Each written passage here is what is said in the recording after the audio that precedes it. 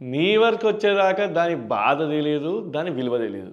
ఎక్కడ చూసినా జిబిలి జిబిలి జిబిలి అంటే యాక్చువల్గా ఒక పెద్ద గాలి. అదొక సహారా డెజర్ట్ లో ఒక గట్టి గాలి వీస్తే దాని పేరే జిబిలి. కానీ మియాజాకి ఒక జాపనీస్ ఆర్టిస్ట్ దీన్ని ఒక వరల్డ్ లెవెల్లో ఒక పాపులర్ ఆర్ట్ ఫామ్ లాగా స్టూడియో జిబిలి అని ఎప్పుడో క్రియేట్ చేసిండు.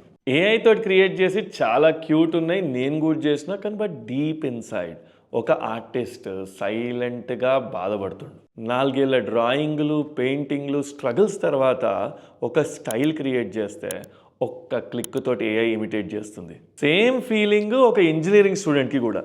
4 ఏళ్లలో నేర్చుకున్న కోడింగ్, మల్టిపుల్ ఎగ్జామ్స్ ఇవన్నీ తర్వాత ఒక చాట్ జీపీటీ వచ్చి కోడ్ ఫాస్ట్గా రాసేస్తుంది. ఒకప్పుడు వాళ్ళతో వీళ్ళతో కాంపిటీషన్ చేస్తున్నప్పుడు అయ్యో పక్కన చూసి కంపీట్ చేయకు అంటుండే, కానీ ఇప్పుడేమో మనం టెక్నాలజీతో కంపీట్ చేస్తున్నాం. పెయిన్ ఏంటంటే ఏఐకి ఐడెంటిటీ లేదు, కానీ మన ఐడెంటిటీని ఏఐ కాపీ చేస్తుంది. బట్ లిజన్, మెషిన్కి లాజిక్ ఉంటుంది, మనకి మాత్రం లైఫ్ ఉంటుంది. మెషిన్ క్రియేట్ చేస్తుంది, మనం కనెక్ట్ చేస్తాం.